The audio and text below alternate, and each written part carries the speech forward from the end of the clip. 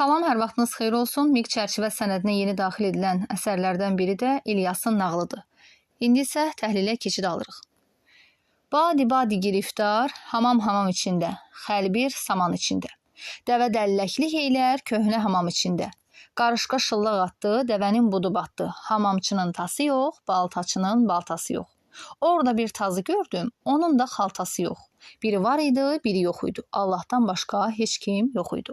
Deməli, nağıllarda bu sabit forma xüsusiyyətinə aid olan hissədir. Buna pişov və yaxud da qaravəlli deyirlər. Yəni, birinci suala diqqət yetirin burada. Əsərin nağıl janrında olduğunu təsdiq edən nümunələr göstərə bilərsinizmi? Elə bu hissə ilə biz onun nağıl janrında yazıldığını göstərə bilərik. Keçmiş zamanlarda bir tacir var idi. Tacir obrazına da bir çox əsərlərdə rast gəlirik. Bunu da yadda saxlayın. Bu tacirin İlyas adlı bir qulu var idi. İlyas adlı obrazlara da biz Oqtay Eloğlu əsərində rast gəlirik və bir də Vaqif dramında. Tacir İlyası öz oğlu kimi istəyirdi. İlyas da taciri öz dədəsi kimi. Deməli, öz atası və yaxud övladı olmasa belə, digərini daha çox öz övladı kimi və ya atası qədər istəmək, yəni ona belə deyək, dayaq durmaq, dəstək olmaq, Rəhimə də aiddir Nurəddin hekayəsində, Nurəddin və Rəhim münasibətlərində biz bunu görə bilərik və s. Bir gün tacir əlində olan var yoxunu, mayasını batırdı. O çox fikirli oturmuşdu. İlyas bunu qüssəli görüb dedi. Ağa, nə fikir edirsən? Dərdini de. Bəlkə çarə elədim. Tacir gülüb dedi. Ay İlyas, sən bir qul adamsan, mənim dərdimə nə çarə edə bilərsən? İlyas dedi. Ay ağa, özün bilirsən ki, mən səni nə qədər istəyirəm. Bəlkə ikimiz bir yerdə dərdinə dərman etdik. Tacirin çarəsi kəsildi. İlyas, mən var yoxumu, mayamı deyir batırmışam. İndi əlimdə bir qəpik mayam yoxdur.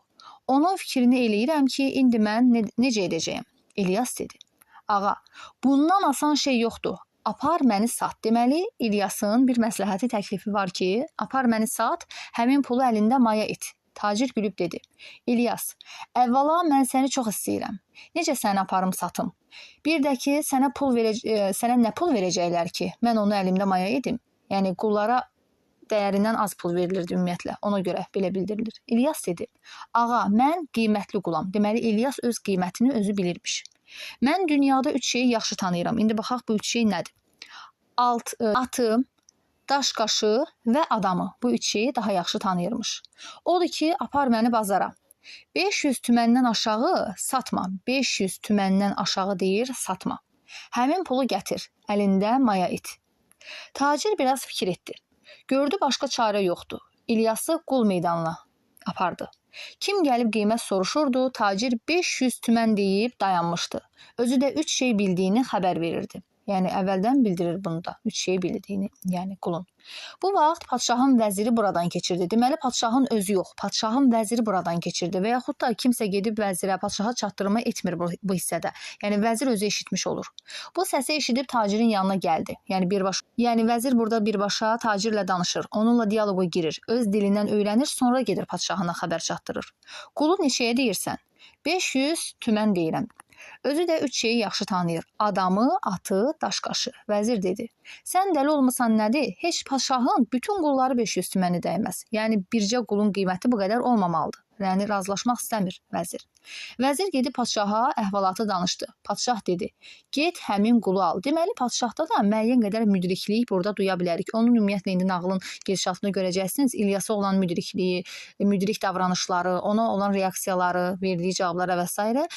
Biz deyə bilərik ki, padşah da müsbət obrazdır və o da müdrikdir İlyas qədər. Və burada diqqət yetirsəniz, vəzir tacirlə çox da, yəni, söz davasına çıxmır. Yəni, çox da söz güləşdirmir. Elə o deyir, razılaşır və vəzir də gedir padşahına xəbər çatdırmış olur. Vəzir 500 tümən gətirib tacirə verdi. Fikir verin, padşah özü gəlmir, yəni qul almaq üçün. Vəzir tümən gətirib tacirə verdi, İlyası aldı və gətirib padşahın qullarının içine ötürdü. Və buna da diqqət yetirin ki, birbaşa İlyası padşahın huzuruna gətirmir, qulların içine gətirib ötürür. Tacir də həmin pulu əlində maya edib alış-verişinə başladı. Bir gün padşaha bir gözəl at gətirdilər. Deməli, birinci yoxlama işi atın üzərində olur. Birinci at yoxlanılır. Axı, İlyasın yaxşı bildiyi 3 şeydən biri də at idi. Hamı ata baxıb bəhbəh dedi. Heç kim atda bir eyib tapmadı. Padşah əmr elədi. İlyası gətirdilər. Deməli, padşahın öz yadına düşür. Özünün yadına düşmüş olur. Vəzir demir ki, gedək İlyası çağıraq. İlyas baş əyib dedi. Qiblə-i aləm sağ olsun. Bu ata söz yoxdur. At birinci atdır. Amma bunun bir eybi var ki, suya girsə yatacaq. Hamı dedi, heç elə şey olmaz. Deməli, heç kəs razılaşmır burada. İlyas dedi, padşah sağ olsun, mənim dövlətim yoxdur. Ancaq başımı girov qoyaram. Bu baş girov qoymaq məsələsi Keçəl başım da qurban olsun ifadəsi Keçəl Həmzəyə də aid idi. Atı salaq suya. Əgər yatmasa, mənim boynumu vurun. Boynu edə bilməyəcəyi işin müqabilində, yəni vurulmaq məsələsi həm də var idi. Aldamış Kəvakib əsərində belə ki, deyir ki, bu saat deyir Şah Abbas bu itin boynu vurulsun və Sərdar Zaman bildirəndən sonra ki, bu itin boynu vurulandan sonra çarəni kimdən öyrənəcəksən? Və sonra münəccim gedib Zici Uluq bəyi güya 1 saat ərzində araşdıracaqdı. Həmin müddət ərzində də yəni heç nə tapıla bilmədiyinə görə təzədən boynu vurula bilərdi. O məqamı bizə xatırlatdı. Bəli, atı mindilər, suya vurdular və at suya girən kimi yatdı. Sonra hamı məətəl qaldı, təəccübləndirlər və düşünün ki, və burada bir şeyə də diqqət yetirin ki, atı minib suya salırlar. Yəni atın özünü birbaşa suya buraxmırlar. Onun üstündə bir çapar, atlı var idi. Padşah İlyasdan soruşdu. İlyas, bu at niyə suya girən kimi yatdı? Padşah İlyasdan səbəbini soruşur. İlyas deyir. Ümumiyyətlə İlyas burada etdiklərinin səbəbini açıqlayır. Yəni birini gec, birini tez, amma açıqlamış olur. Padşah sağ olsun. Bu ata camış südü veriblər. Odur ki, suya girəndə camış kimi yatır. Padşah atı satandan soruşdu. Dəqiqləşdirmək üçün. Sən bu ata camış südü vermisən? Padşah sağ olsun. Bu at anadan olandan sonra anası öldü. Mən də onu camışımızla əmizdirdim. Padşahın İlyasdan çox-çox xoşu gəldi və dedi. Bu atı alın, ilxıya qatın. Çapışmada lazım olar. Deməli, bu atı götürür. İmtina etmir bu atdan padşah. Özü də əmr etdi ki, bundan sonra mən yeyən xörəkdən İlyasa da verin. Deməli, bu İlyasa qarşı olan birinci müsbət hərəkəti idi şahın. Bəli, İlyas hər gün padşah yeyən xörəkdən yeyirdi. Bir gün qonşu ölkələrin padşahları bu padşaha qonaq gəlmişlər. Deməli, qonşu ölkənin padşahı yox, padşahları, bir neçə padşaha qonaq gəlmiş. Bir nəfər də padşaha yumurta boyda bir almaz gətirmişdi. Padşahın digərinə qonaq gəlmə məsələsi də bir neçə əsərlərdə var idi. Məsələn, elə İskəndərin Nüşabənin ölkəsinə qonaq gəlməyi və s. qeyd edə bilərik. Bir nəfər də padşaha yumurta boyda bir almaz gətirmişdi. Almaz günəş kimi alışıb yanırdı. Hamı almaza baxıb bəhbəh deyirdi. Bu almazın heç qiyməti yoxdur. Birdən padşahın yadına düşdü ki, axı İlyas Daşqaşı tanıyır. Tez əmr etdi, İlyası çağırtdırdı. İlyas dedi, gəldi, baş əydi və padşah bildirir. İlyas, oğul, bu almaza qiymət qoy. Deməli, oğul deyə hətta müraciət edir burada. Baxın, burada da şəkildə göstərilir. İlyas gəlir, almazı göstərir burada.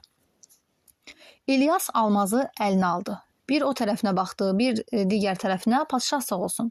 Almaz 30 tüməndən yuxarı olmaz. Deməli, almazı qiymətləndirir. 30 tüməndən yuxarı olmaz. Çünki bunun üzü almazdır, içi torpaqdır. Almaz məsələsindən danışmaq, almazın yəni maddi olaraq möhkəmliyini göstərmə, ifadə etmək, anamın kitab əsərində də var idi, almaz. Hamı dedi, heç elə şey ola bilməz. Deməli, ikinci dəfə yenə İlyasın dediyinə inanmayanlar var idi. İlyas dedi, padşah sağ olsun, əmr edin ki, almazı sındırsınlar. İçindən torpaq çıxmasa, boynumu vurdurun. Bəli, padşah əmr etdi, almazı sındırdılar. Almaz sınan kimi içindən torpaq töküldü. Hamı utandı, başını aşağı saldı. Deməli, burada insanların utanmağı məsələsi var. Yəni, kənarda bayaqdan inanmayanlar utanırlar. Padşah fərəhləndi ki, belə bir qulu var. O, İlyasa şirin sözlər deyib məclisində oturtdu. Bəli, padşah əmr etdi ki, bundan sonra İlyas mənim özümlə çörək yeyəcək. Deməli, ikinci addım nə olur? Mənimlə deyir, çörək yeyəcək. Bugündən İlyasla padşah həmişə bir yerdə çörək yeyirdilər. Bu şəhərdə gözəllikdə misli bərabəri olmayan bir qız var idi. Bu qızın gözəlliyi bütün şəhərdə məşhurdur. Yəni, hamı bilir ki, bu qız gözəldir. Amma bu qızı heç kim görməmişdi. Ancaq adını eşitmişlər. Deməli, görmədən onun gözəl olduğunu bilirdilər. Onun haqqında qara fikir, acı söz deyən də yox idi. Bircə adam da ona qonaq olub kəlmə kəsməmişdi. Deməli, onun haqqında pis söz deyən belə yox idi insanlar arasında. Bir gün padşah fikirləşdi ki, necə ola bilər ki, ölkənin sahibi olum, bu ölkədə yaşayanlarla danışa bilməyim. Əmr etdi ki, axşam saat 8-dən sonra bir adam da eşikdə qalmasın, bir adamın pəncərəsi açıq olmasın. Əmrimə tabe olmayanların başı bədənindən ayrılacaq. Deməli, nə vaxt? Axşam saat 8-dən sonra heç kəs deyir, çölə çıxmasın. Bəli, elə ki, axşam saat 8 oldu, hamı qorxudan deməli evinə çəkildi. Biraz keçmişdi ki, padşah yavaş-yavaş evdən çıxıb həmin gözəl qızgilə tərəf getməyə başladı. Deməli, birinci gələn kimdir? Qızın yəni qapısına padşah, ikinci vəzir, üçüncü İlyas. Bəli, padşah gəlib qızın qapısını döydü. Qulluqçu qapıya gəldi. Qulluqçusu da var imiş qızın. Padşah dedi, get xanıma de ki, padşah gəlib. Deməli, burada özünü nişan verir. Padşah deyir ki, mənəm, yəni gələn padşahdır. Qulluqçu gedib bunu xanıma çatdırdı. Xanım dedi, get padşaha de ki, bir inəyim var. Nə arıqdır, nə kök. Öldürsəm, nə qədər piy çıxar. Qulluqçu gəlib xanımın dediyini padşaha dedi. Padşah biraz fikirləşdi, axırda dedi. Get xanıma de ki, 4 put. Bu da yəni çəki ölçü vahidi idi. Qulluqçu gedib bunu xanıma çatdırdı. Xanım dedi, get denən ki, xoş gəldi, gedə bilər. Deməli, razılaşmır. Qız onunla danışmaq istəmir. Elə padşah istəyirdi qayıtsın, gördü ki, bir qaraltı gəlir. Öz-özünə dedi, bu kimdir mənim əmrimdən çıxıb şəhərdə gəzir? Deməli, əmrindən çıxan var imiş padşahın. Yaxşı, mən sabah onun atasını yandıraram. Qoy yaxınlaşsın görüm kimdir. Qaraltı yaxınlaşdı. Padşah gördü ki, öz vəziridir. Tez gizləndi. Deməli, vəzir bunu görmüş olmur. Padşah gizlənir. Orada olan ağacların dalında gizlənir. Dedi, qoy görüm vəzirin fikri nədir? Vəzir qızın qapısına yetişdi. Qapını döydü. Qulluqçu gəldi, vəzir dedi. Get xanıma de ki, vəzir gəlib. Qulluqçu getdi. Yenə də həmin o ifadəni səsləndirirlər. Vəzir də cavab verir ki, 7 put.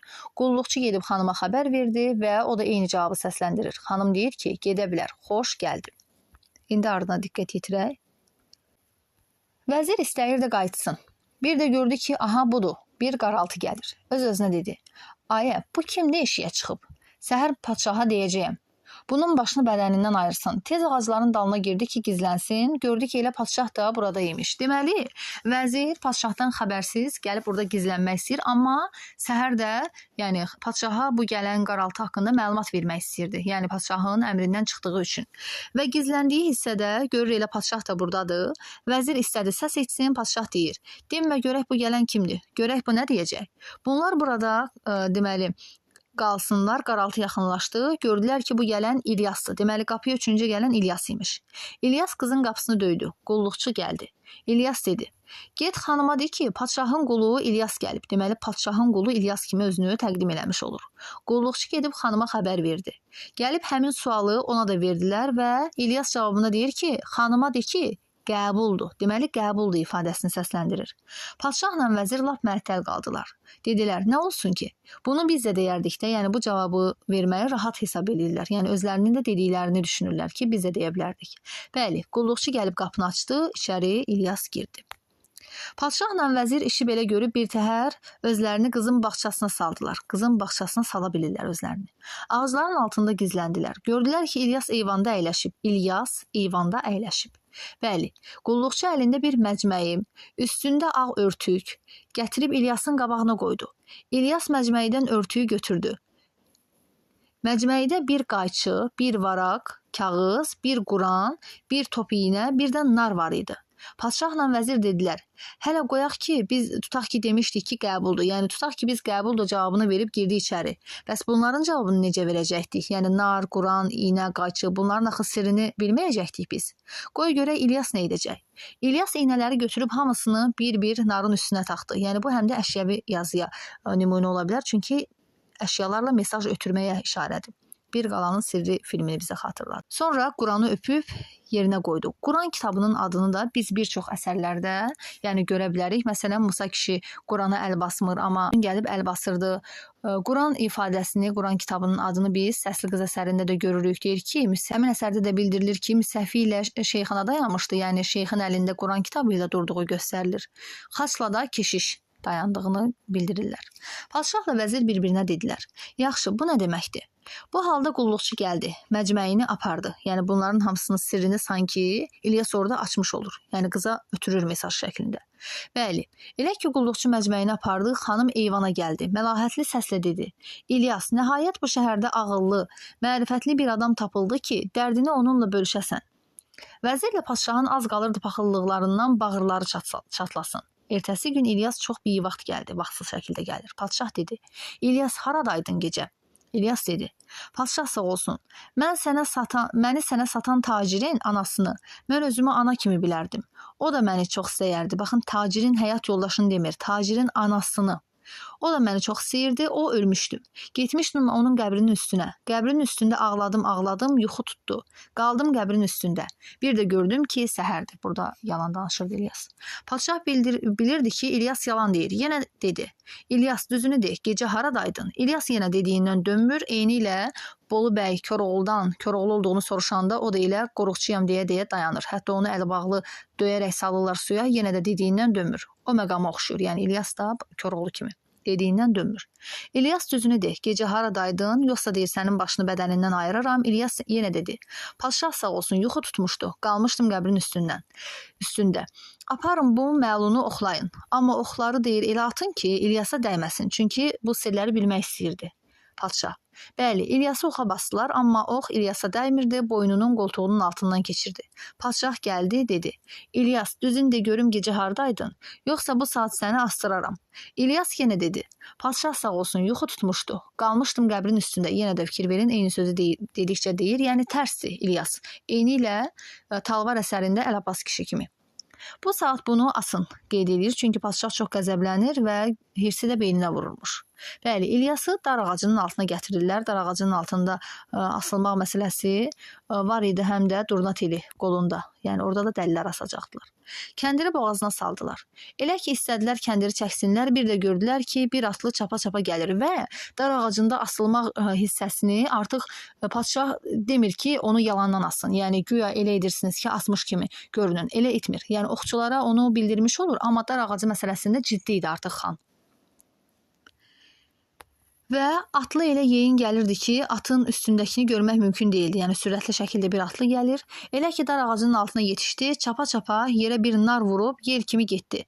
Nar parçalanıb dağıldı. İlyas dedi: "Dayanın deyim." Deməli, burada bir sanki mesaj ötürülmüş olur həmin o narın çırpılması ilə İlyasa. Bəli, İlyasın boynundan kəndiri açdılar. İlyas dedi: "Padşah sağ olsun. Gedək saraya. Bu sirri tək sənə deyəcəyəm." Deməli, tək şaha deyəcəkmiş. Padşahla İlyas getdilər saraya. İlyas dedi: "Padşah sağ olsun. Gecə mən filan gözəl qız gilə qonaq getdim.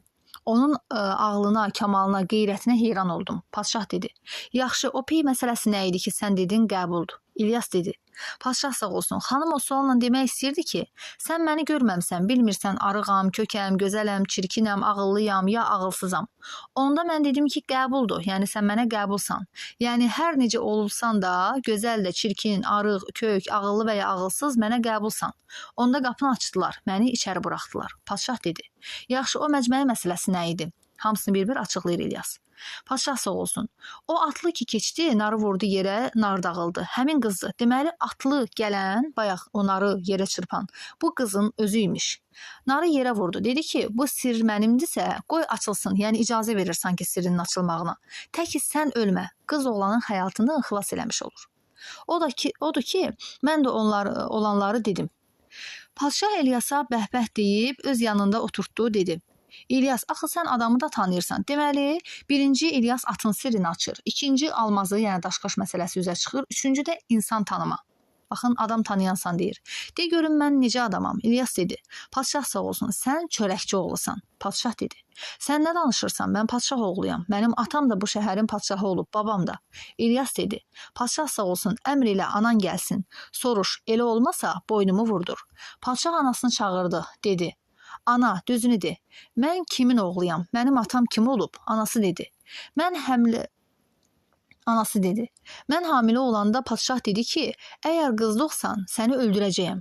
Oğlan doğsan, nə desən gözüm üstə.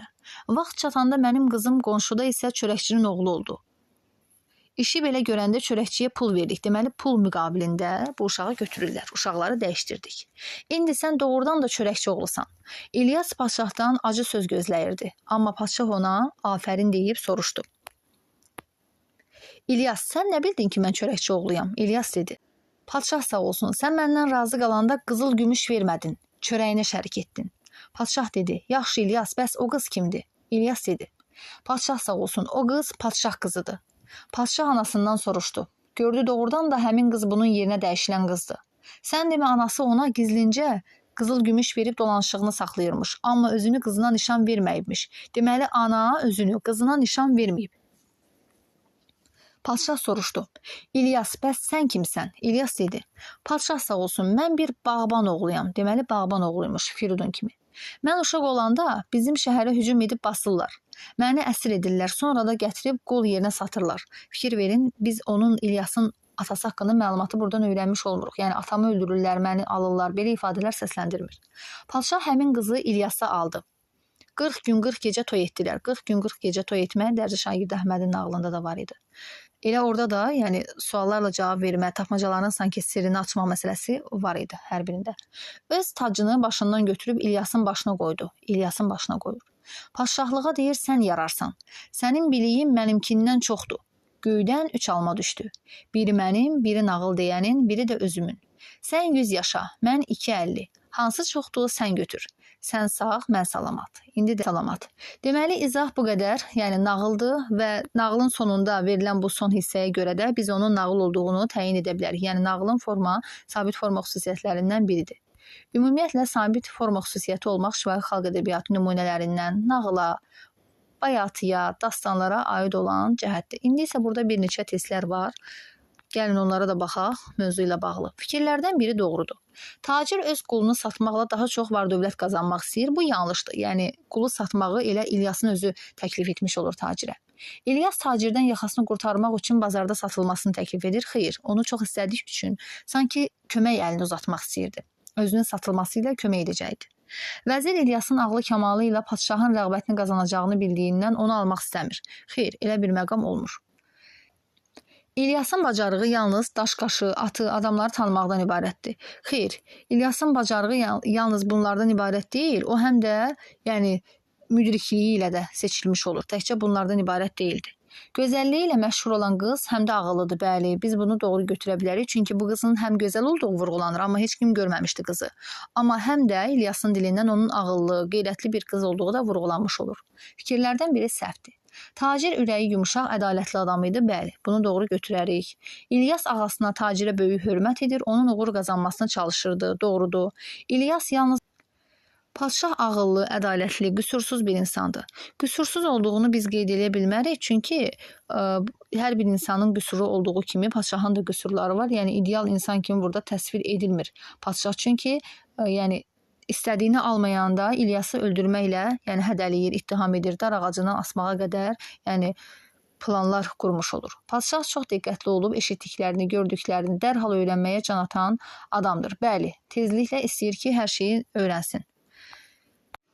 Sonuncu 2 testin cavabını isə mən sizlərdən eşitmək istəyirəm. Kommentariya hissəsində yazarsınız. 1-ci və 2-ci testdən söhbət gedir. Baxın burada. Bunların cavabını qeyd edirsiniz. Ümid edirəm ki, izahlar sizlər üçün faydalı oldu. Ödənişli Azərbaycan dili və ədəbiyyat dərslərimə qoşulmaq istəyənlər 070-228-1197 nömrəsi ilə əlaqə saxlaya bilərlər.